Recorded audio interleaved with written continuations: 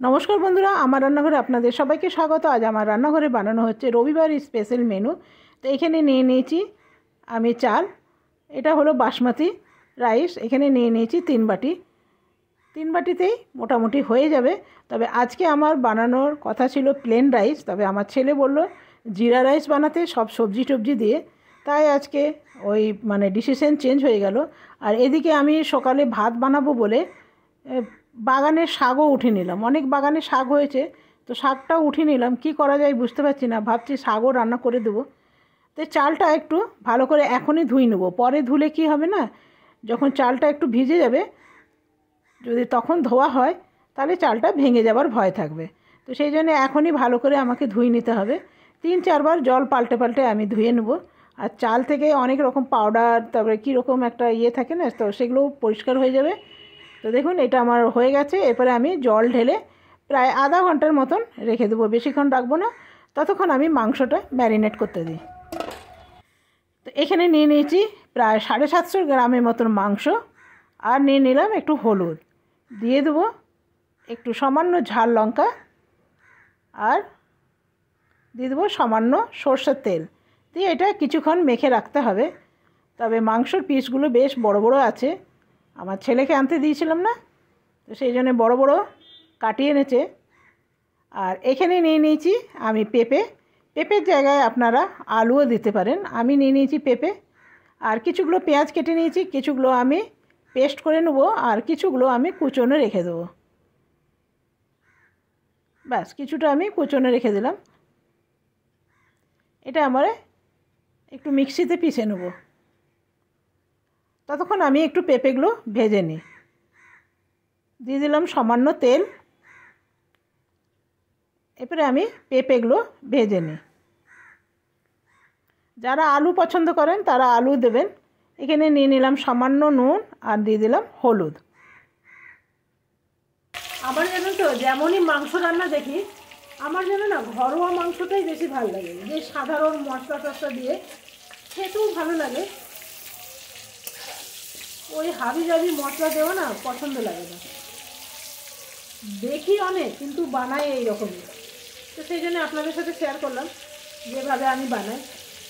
আমি বেশ একটু পেঁপে দিয়ে একদম ঘরোয়া যে মশলা থাকে সেই মশলা, তাও আবার কম।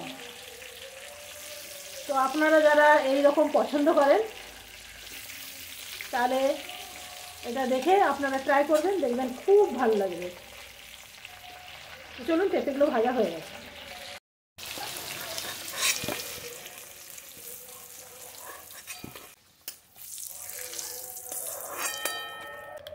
এখানে দেবো একটু পেঁয়াজ। এখানে ততক্ষণ একটুখানি মশলাগুলো দিয়ে দেবো। ব্যাস, আর আমি পেঁয়াজ দেবো না। দিয়ে দিলাম এটা রসুন বাটা, এটা দিলাম 1/2 চামচ।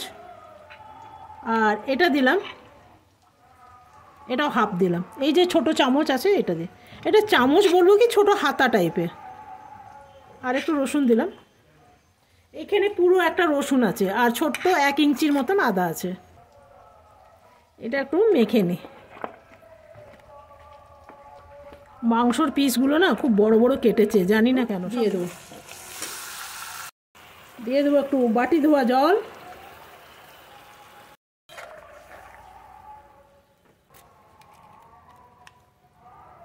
আজকে না আমার ছেলে মাংস আনতে গেছিলো, বলেছিল পিসগুলো একটু বড় বড় করে দিতে। খুব ছোট ছোট পিস করে জানেন তো, বলেছে বড় বড় পিস করে দিতে। তো এত বড়, আমি দেখি ছেলেকে খুব বকলাম যে এত বড় বড়, বলে খেয়াল করিনি। আমি বললাম ঘরে তো কাটার কিছুই নেই, বটি দিয়ে চেষ্টা করেছি কিন্তু পারিনি, উপায় নেই। তো মাংস দোকানটা বেশ দূর। আজ রবিবার দিন না, কেউ কারো কথা শুনে না, যেমন তেমন কেটে দেয়, যেমন তেমন। তবু ওদের কোনো জিনিস আনতে দিলে না দোকানদারগুলো আগে ঠকে দেয়। এটা আরও অন্তত 2টো পিস হওয়া যেত, এক একটা পিস এই বড় বড় রেখেছে, বলুন তো। তো আর উপায় নেই, ছেলেকে বকাবকি করলাম, করে আর লাভ আছে? বেশি বকলে না আর অন্যদিন আনতেই যাবে না, সেই জন্য আর বকলাম না। তো চলুন বাকি শাকটা করে নে। আজকে এত ঠান্ডা না, শাক ধুতে ধুতে হাতগুলো একদম ঠান্ডা হয়ে গেছে জানেন, পুরো ঠান্ডা বিশেষ নেই, হাওয়া চলছে। এই রান্নাঘরের সামনেই জানালা, গ্যাসের ফ্লেমটা না দূর দূর দূর মানে হিলছে। তো চলুন রান্নাটা করে নিই। এই যে দেখুন শাকগুলো আমার কাটা হয়ে গেছে। এটা একটা ডাঁটা শাক আর পালং শাক, এই দুটো শাক আছে। আর আছে গাছের ছোট ছোট বেগুন কেটে নিয়েছি এমনি লম্বা লম্বা করে। আর আছে ঘরের বড়ি, ধনে পাতা দিয়ে বড়ি বানিয়েছিলাম না, ওটা শেষ হয়ে গেছে। এটা আছে, এটা ওই যে ভেতরে দেখুন লঙ্কা টঙ্কাগুলো দেখতে পাচ্ছেন, খুব খেতে টেস্ট লাগে। চলুন আগে দিয়ে দিই। দেবো খুব সামান্য তেল। ততক্ষণ তেলটা গরম হোক, ভাবছি কিছুগুলো একটু রসুন আর কাঁচা লঙ্কা একটু থেতো করে নেব। একটু দেব নুন, এই নুনটা খেয়াল রাখতে হবে, শাকে আবার বেশি নুন হয়ে গেলে মুশকিল।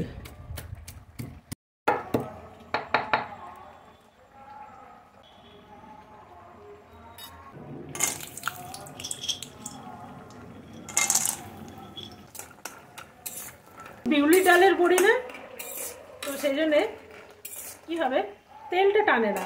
এর মধ্যে যদি চালের গুঁড়ো দিয়ে থাকতো না, দেওয়ার সাথে সাথে তেল টেনে নেয়। তেল যখনই টানবে বুঝবেন যে চালের গুঁড়ো দেওয়া আছে। এটা পিওর বিউলির ডালের বড়ি। আমার বড়ির রেসিপি আছে, অবশ্যই আপনারা দেখে ওইরকম বাড়িতে বানিয়ে নেন। তো এটা আমার ভাজা হয়ে গেছে। চলুন, কি সুন্দর লাল লাল হয়েছে। এই লালটা না দেখলেই বোঝা যায়, দেখছেন।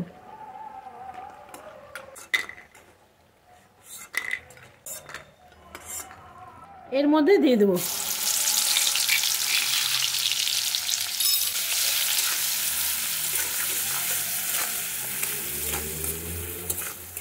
রসুনটা, খুব একটু আমি ভাজবো না, এই অবস্থাতে এগুলো দিয়ে দেবো, তাহলে না টেস্ট ভালো আসবে। আরও কিছুগুলো আছে দিয়ে দেবো। এরপরে দিয়ে দেবো শাকগুলো।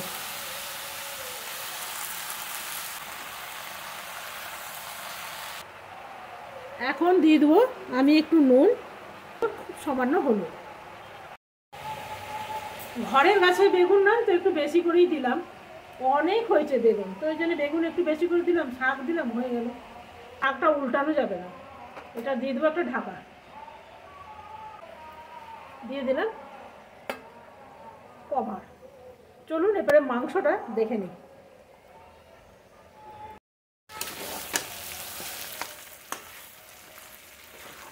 এটা আমার হয়ে গেছে। এবারে এটা আমি কুকারে দিয়ে দিই। তবে আমি মাংসতে কোনো রকম গরম মশলা দিলাম না, আপনারা দেবেন। আমার দুই ছেলে না গরম মশলা একদম সহ্য করতে পারে না, দুইজনই। তাও তো মাঝে মাঝে দিয়ে দিই। তো আজকে আগের থেকেই বলে দিয়েছে কোনো রকম গরম মশলা দেবে না, জানি না কেন। তো সেই জন্য আপনারা দেবেন, আমি বলেই দিলাম কেন দিলাম না। বেটেও রাখলাম, দিতে পারলাম না। চলুন,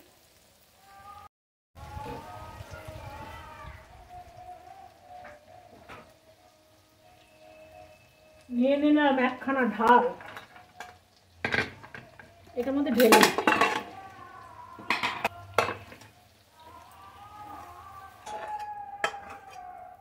ঢেলে নিলাম। এই কড়াইটার মধ্যে দিয়ে দেবো একটু গরম জল। গরম জল হতে দেয়, গরম জল মাংসতে যদি গরম জল দেন না, কেন যেহেতু মাংসটা গরম থাকে, ঠান্ডা জল দিলে না সিটে হয়ে যায়। গরম জলও হয়ে গেল, এবার ঢেলে দিই।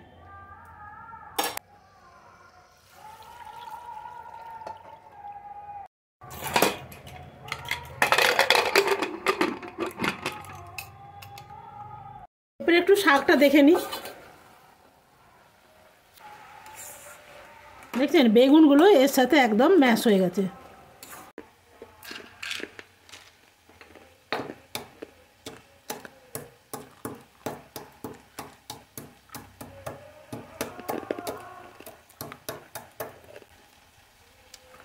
দেখছেন এর সাথে লঙ্কাটা খেতে ভীষণ ভালো লাগবে।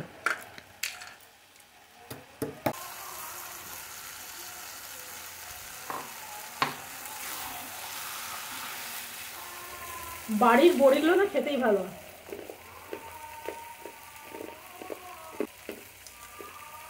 এই দুটো রেখেছি খাবার জন্য।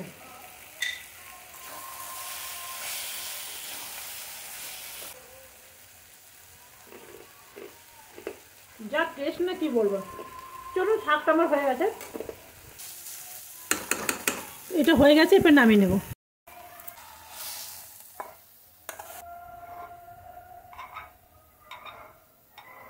চলুন, কেমন লাগলো অবশ্যই জানাবেন।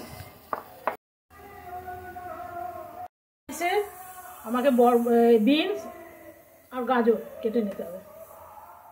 আমি একটু জিরা রাইস বানাবো, তো ওর জন্য একটু গাজর কেটে নিলাম। এরকম সাইজে দুটো গাজর নিয়েছি, বেশি দেব না। তো এই গাজর নিয়েছি আর কিছুগুলো নিয়েছি বিনস। তবে চাইলে অনেকে ফুলকপিও দেওয়া যায়, তবে আমার কাছে ফুলকপি নেই, তাই ফুলকপি দিলাম না। তো দেখুন, গাজরগুলো মোটামুটি আমার কাটা হয়ে গেছে। আর এরপরে কেটে নেব একটুখানি বিনস। কাটতেই জানেন তো অনেক সময় চলে যায়। তো দেখুন, আমার কাটা হয়ে গেছে। যাও, তোমার হয়ে গেছে কাজ।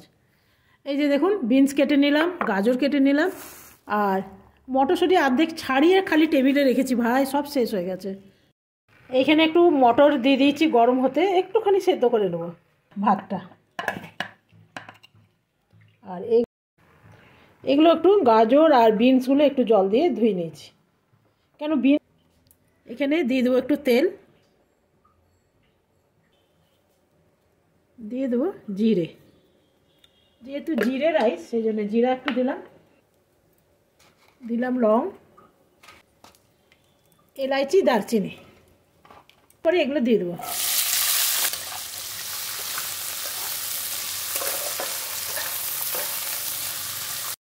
এটাতে দিয়ে দেবো নুন, এখানে হলুদ দেবো না।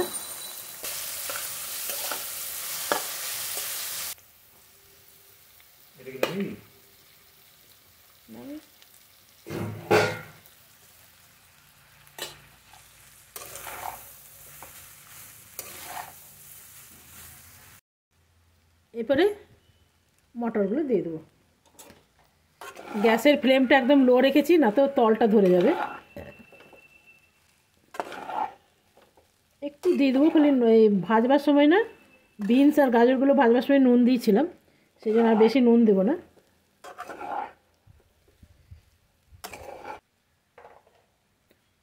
দিয়ে দিলাম একটু নুন, দিয়ে দেবো অল্প চিনি, দিয়ে দিলাম একটু গোটা গোটা লঙ্কা।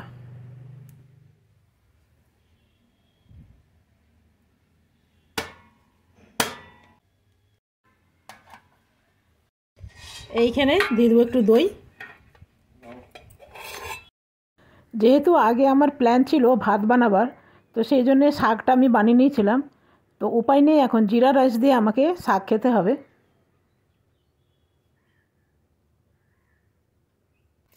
কেমন লাগলো অবশ্যই জানাবেন। আজকে রবিবারের মেনু, কিন্তু রবিবারে মানে দিতে পারবো না, কালকেই দেবো। তো দেখুন, ভেবেছিলাম শাক, মাংস আর ভাত বানাবো। এই যে ইনিবাবু, এদিকে ইনিবাবু বললেন যে আজকে বানাতে ফ্রাইড রাইস, জিরা রাইস। তো কি করা যাবে এখন, এই পোলাও দিয়েই আমাকে এখন শাক খেতে হবে। বাঙালিরা সবই পারে। তো কেমন লাগলো আজকের রেসিপি? আশা করি ভালো লাগবে। ভালো লাগলে লাইক করবেন, সাবস্ক্রাইব করবেন, আমার পাশে থাকবেন। আজকের মতন এখানে শেষ করলাম। Bye bye.